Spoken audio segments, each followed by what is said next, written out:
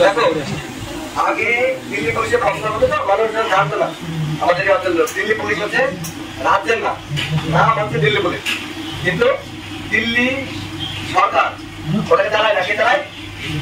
আধা সামরিক বাহিনী। যেরকম কি সিএপিএফ যেরকম কি গৃহমন্ত্রীর আন্ডারে আসে, গৃহ মন্ত্রণালয়ের আন্ডারে আসে দিল্লি পুলিশ, বুঝতে পারছো?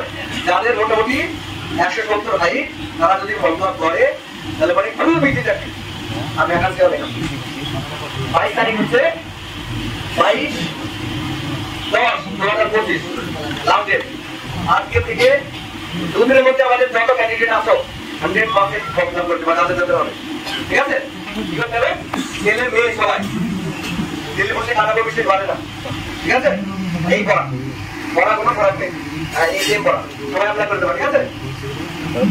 আর স্যার এখন এর আগের দিকে যে ক্লাস কে গেছিল তাহলে এই দুই না আগের ক্লাসে ক্লাস মাস্টার দিয়ে করতে হবে। স্যার বলবে আগে মাস্টার দিয়ে করতে দেবে, তারপর ধরবে আর যে পারবে না তাকে আবার এন্টার করবে, তারপরে ক্লাস করবে, ঠিক আছে?